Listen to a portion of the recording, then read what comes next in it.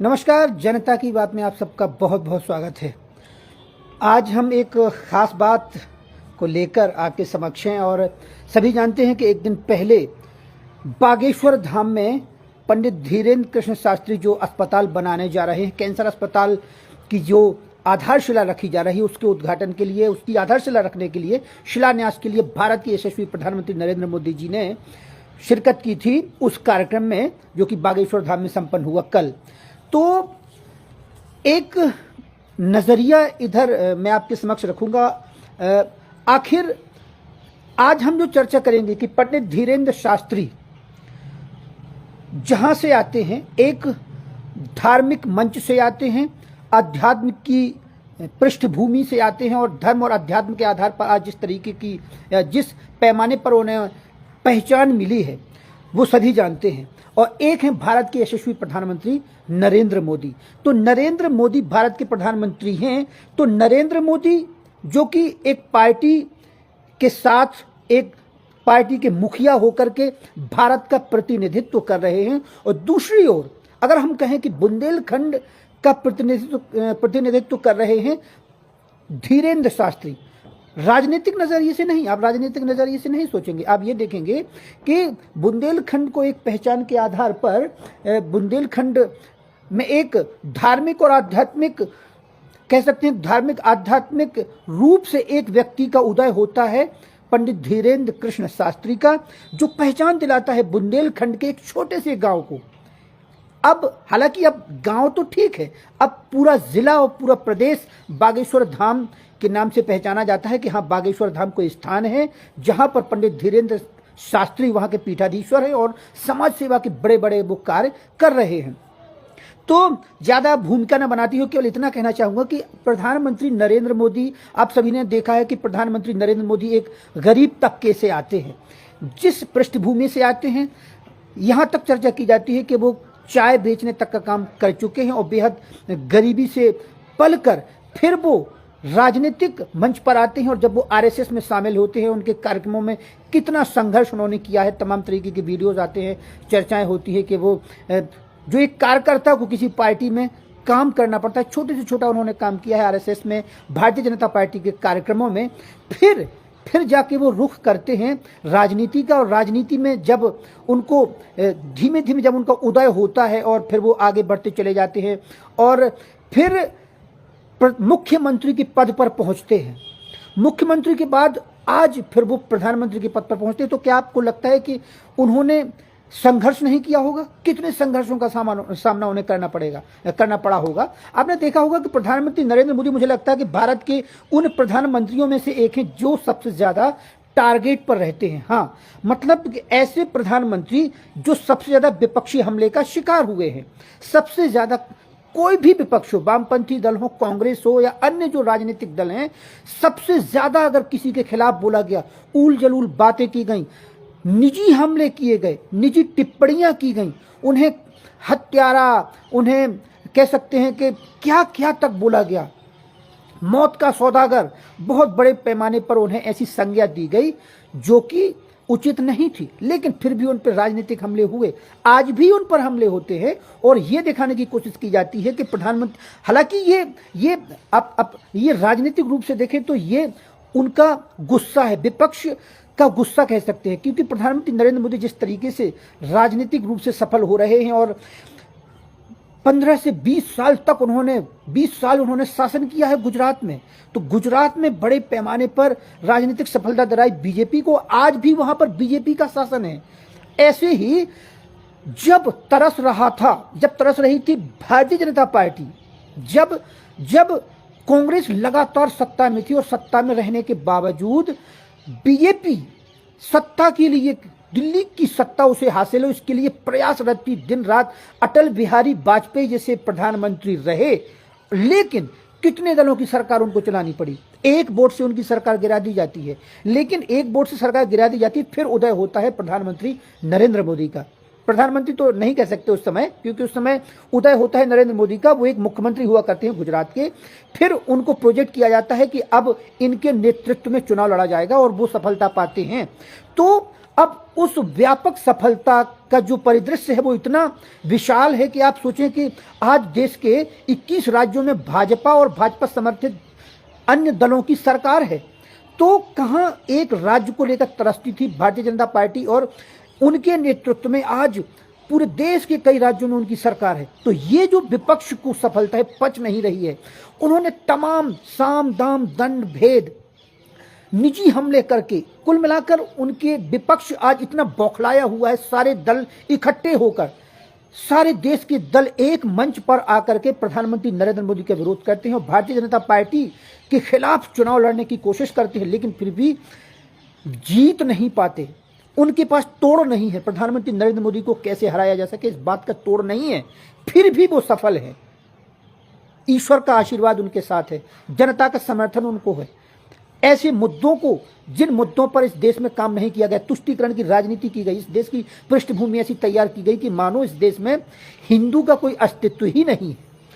आज वो पहचान मिली है बीजेपी सरकार में, भारतीय जनता पार्टी सरकार में प्रधानमंत्री नरेंद्र मोदी का उदय होता है। और वो ऐसे मुद्दों पर, जिन मुद्दों को दरकिनार रखा गया, सनातन हित की बात करें, राम मंदिर की बात करें, तमाम ऐसे मुद्दे हैं जिनको लेकर के उनको सामने रखा जाता है और वो अब उन पे कानून बनाने की कोशिश कर रहे हैं। वो उन मुद्दों को छेड़कर आगे चल के जन समर्थन हासिल करने की कोशिश कर रहे हैं ताकि उन मुद्दों पर कानून लाया जाए और देश की दशा और दिशा बदली जाए। लेकिन फिर भी वो टारगेट पर रहते हैं। उनके खिलाफ क्या क्या अनर्गल बातें नहीं की जाती। तो यहां हमने नरेंद्र मोदी की बात की, ऐसा ही कुछ पंडित धीरेन्द्र शास्त्री के साथ होता है। धीरेन्द्र शास्त्री एक संत हैं, संत कहें, बाबा कहें, हालांकि वो बाबा की बात को नकारते, उन्हें बाबा ना कहा जाए, लेकिन अब वो बाबा के तौर पे ही फेमस है। बाबा कह सकते हैं उन्हें, संत कह सकते हैं। तो एक पीठाधीश्वर है, वो एक मंच के माध्यम से वो पर्चे बनाने का काम करते हैं। और पर्चा बना करके, जब सोशल मीडिया का ज़माना है तो इस ज़माने में पर्चा बनाने के साथ उनको जो लोकप्रियता हासिल हुई, जो उनको जन समर्थन हासिल हुआ, एक बड़ी संख्या श्रद्धालुओं की, समर्थकों की फौज उनके पीछे आ खड़ी हुई।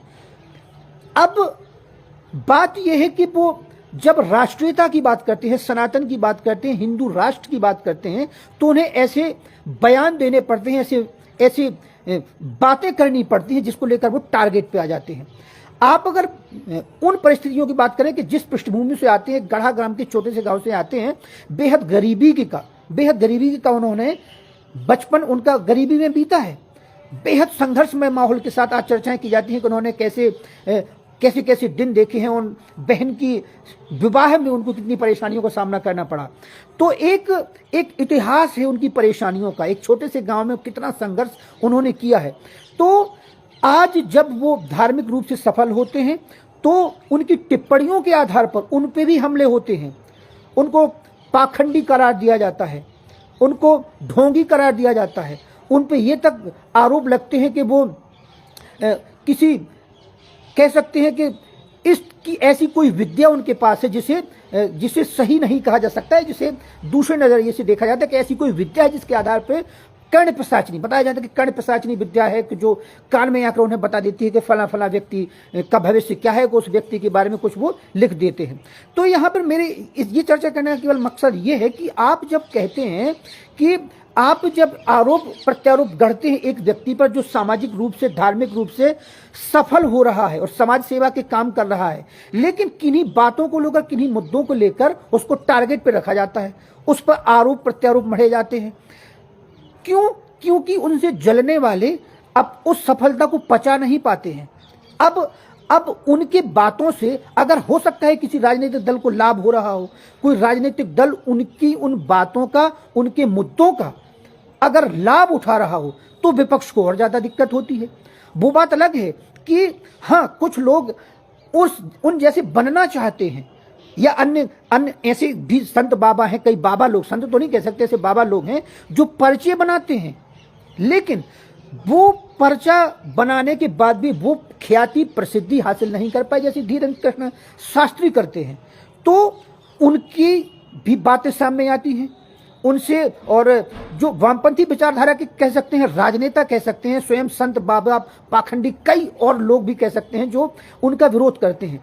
तो यहाँ पर ये मेरे कहने का मकसद ये है कि जब आप किसी के टारगेट पे होते हैं लेकिन फिर भी इन सब चीज़ों को दरकिनार करके वो केवल अपने लक्ष्य पर केंद्रित होता है, तो प्रधानमंत्री नरेंद्र मोदी ने कितने हमले झेलने के बाद भी उन्होंने केवल राष्ट्र हित को लक्ष्य बनाया और आज वो इतने सफल हैं कि उन पर हमले होने के बावजूद वो लगातार सफल हैं, चुनाव जिताने में सक्षम हैं और देश के कितने राज्यों में वो सरकारें बनवा चुके हैं, लेकिन उनको कोई फर्क नहीं पड़ता उनके बारे में लोग क्या क्या कहते हैं। लेकिन आज वो जिस अवस्था में हो, देश को किस राह पर ले जा रहे हैं, और भारतीय जनता पार्टी इतनी सशक्त और मजबूत हो चुकी है कि उनको हराना अब टेढ़ी खीर साबित हो रहा है विभिन्न दलों को। ऐसे ही धीरेन्द्र शास्त्री के साथ होता है। धीरेन्द्र शास्त्री आप कहें कि आध्यात्मिक आधार पर वो पर्चे बनाते हैं, तो लेकिन जितना उनको रुतबा हासिल उस चीज से हुआ, आज उससे दुगनी ख्याति और प्रसिद्धि और जन समर्थन उनको इस बात को लेकर है कि वो अब समाज सेवा की राह पर भी है। आप क्या सोच सकते हैं कि एक व्यक्ति आज इस जमाने में, एक व्यक्ति या एक कन्या का विवाह, 10 कन्याओं के विवाह, 50 कन्याओं के विवाह करने में कितना खर्चा लगता है, लेकिन अब वो सामाजिक रूप से जो गरीब हैं बेटियां, जिनके पास पैसा नहीं है, उसमें भी कैटेगरी देखिए आप, SC ST OBC, उन बेटियों पर ज्यादा ध्यान केंद्रित किया जाता है जो वाकई में कमजोर हैं, जिनके घर में पैसा नहीं है, जिनके माँ बाप नहीं है, या जो कह सकते हैं अनाथ हैं। तो ऐसी बेटियों को विवाह कर रहे हैं, करोड़ों रुपए उन पर खर्चा करते हैं। पिछली बार आपने देखा होगा कितना उपहार दान दहेज दिया, मोटरसाइकिल तक दी गई और अच्छा खासा पैसा उसमें खर्च हुआ। लेकिन उन्होंने समय के साथ इस चीज़ को बदला और उन्होंने देखा कि जितने में मोटरसाइकिल दी जाती है उतने में अगर हम अन्य बेटियों को विवाह करें तो वो ज़्यादा हितकर है। तो वो हुआ, आज 251 कन्याओं का विवाह कर रहे हैं। और उससे बड़ी बात, वो जो विवाह कर रहे हैं वो तो ठीक है कि विवाह दे रहे हैं, उपहार दे रहे हैं, कन्याओं का हित हो रहा है, लेकिन कैंसर अस्पताल की नींव, कैंसर अस्पताल के बारे में कहते हैं कि जो 10 एकड़ में कैंसर अस्पताल बनेगा उसके प्रथम चरण में 200 करोड़ रुपए खर्च होगा उसमें। उनका कहना है कि उनको जो धन मिलता है, उनको जो दान मिलता है, दान पेटियों के माध्यम से जो उनके जो भक्त हैं उनके माध्यम से जो पैसा मिलता है वो खर्च करेंगे वह उस अस्पताल पर। 200 करोड़ रुपए का खर्चा होगा उस अस्पताल में। सरकार आगे चल के उसमें कितना सहयोग करती है और बृहद पैमाने पे बनाती है। 100 बेड का जो अस्पताल होगा वो डॉक्टर्स अवेलेबल कराती है, वो व्यवस्थाएं सरकार की। सरकार इस जन सुविधा को और कितना विस्तार देती है वो सरकार आगे करेगी। लेकिन एक संकल्प जिस पे 200 करोड़ रुपए का खर्चा होता है, वो चाहे तो ना करें, कौन उनसे कहता है? अगर वो चाहें तो ये 200 करोड़ 500 करोड़ जो रुपए जो खर्च कर रहे हैं, अभी आप सोचें कि ये शादियों का जो खर्चा रहेगा इस विवाह कार्यक्रम में करीबन 10 करोड़ रुपए, 5 से ऊपर 7 करोड़ 10 करोड़ रुपए का खर्चा होगा, कौन देगा ये? तो आप जब किसी कोई अन्य मठ मठा, मैं किसी पे आरोप प्रत्यारोप नहीं मरता, मठ मठाधीश संत महात्मा महामंडलेश्वर हो सकते हैं कई कि जो पैसा धनार्जन करते हैं और उन्होंने अपना साम्राज्य खड़ा किया होगा, लेकिन ऐसे वंदनीय हैं, ऐसे संत बाबा महात्मा वंदनीय हैं जो समाज पर एक बड़ा हिस्सा उसका खर्च करते हैं। अपने ऊपर जितना खर्च करते हैं उससे 10 गुना या ज्यादातर जो हिस्सा उनकी कमाई का है वो समाज हित पे खर्च करते हैं। ये बेहद बड़ी बात है। और कब? जब उन पर आक्षेप लगाए जाते हैं, उनको ढोंगी बताया जाता है, पाखंडी बताया जाता है, और उनको किन्हीं बातों को लेकर मैं ये कहना चाह रहा हूं कि किन्हीं बातों को लेकर, यानी अगर आप राष्ट्रवादी हैं, आप धर्म की बात करते हैं, सनातन हित की बात करते हैं, हिंदू हित की बात करते हैं, और उस अतिरेक में जब आप किसी पे आक्रमण कर देते हैं, किस पर? आप अन्य किसी पक्ष पर, जिससे आप आतंकित हैं, जिससे आप पीड़ित हैं, तो उस पर जब आप कोई कटाक्ष करते हैं तो आपको बता दिया जाता है कि आप बेहुदा बातें करते हैं, आप बोलते, आप घटिया बातें कर देते हैं, या उन पर टिप्पणियां होती हैं कि आप ऐसी बातें करके दूसरे को नीचा दिखाने की कोशिश कर रहे हैं, वो बहुत मतलब अलग अलग तरीके के तमाम आरोप उन पर मढ़ दिए जाते हैं, जबकि ऐसा नहीं है। तो अगर बारीकी से अगर सोचा जाए, गहराई से अगर विचार किया जाए, तो देखें कि समाज हित में जो कर रहे हैं वो कहीं ज्यादा बेहतरीन है। और उस लिहाज से अगर छोटी मोटी कोई गलतियां, अतिरेक में कोई गलती हो जाती तो उनको दरकिनार रखना चाहिए। तो प्रधानमंत्री नरेंद्र मोदी और धीरेन्द्र कृष्ण शास्त्री की जो समानता की मैं बात कर रहा था कि प्रधानमंत्री, अब कुछ लोग इस बात पर भी हंसेंगे कि कहाँ प्रधानमंत्री मोदी और कहाँ धीरेन्द्र शास्त्री। ना, धीरेन्द्र शास्त्री आज जिस मुकाम पर हैं, जिस आभा और प्रतिभा के साथ, जो आभा मंडल उनका है, जिस ख्याति के साथ आज जिस विश्व में कर सकते हैं, विश्व में ना कहें तो देश में जो कीर्तिमान बना चुके हैं, जो तारीफें लूट रहे हैं, जो इनका कद है, जो उनका चेहरा है, जो उनको जन समर्थन हासिल है, ऐसा ही जन समर्थन प्रधानमंत्री नरेंद्र मोदी को है। विपक्ष उनका भी है जो उन पर आरोप प्रत्यारोप मढ़ता है, इनके भी कुछ विपरीत सोचने वाले हैं धीरेन्द्र शास्त्री के, जो इन पे आरोप प्रत्यारोप मढ़ते हैं। फिर भी दोनों लोग समाज हित में, राष्ट्र हित में लगे हुए हैं और इस देश को, राष्ट्र को आगे बढ़ाने का काम कर रहे हैं। तो आज इस विषय को लेकर चर्चा कर रहा था कि दोनों में क्या समानता है, और दोनों आरोप प्रत्यारोप झेलने के बाद भी समाज हित में, राष्ट्र हित में लगे हुए हैं। ये समानता दोनों को एक राह पर, एक समकक्ष या एक विषय पर, या कह सकते हैं कि एक राह पर खड़ा करती है, जो समाज का हित कर रहा है, देश का हित कर रहा है। तो आज के लिए बस इतना ही। ऐसे ही किसी मुद्दे पर दोबारा आपसे कभी रूबरू होंगे। अपने कमेंट्स के माध्यम से ज़रूर बताइएगा मैंने जो बात की आप उससे सहमत हैं, असहमत हैं। अगर आपकी मेरी कोई बात आपको पसंद नहीं आती है तो कमेंट्स के माध्यम से मुझे सूचित कर सकते हैं। अगर किसी अन्य मुद्दे पर आप चर्चा करना चाहते हो, चाहते हैं कि मैं उस पर अपने विचार रखूं, तो मुझे आप सूचित कर सकते हैं। आज के लिए बस इतना ही। दोबारा किसी मुद्दे पर आपसे रूबरू होंगे। तब तक के लिए नमस्कार, धन्यवाद।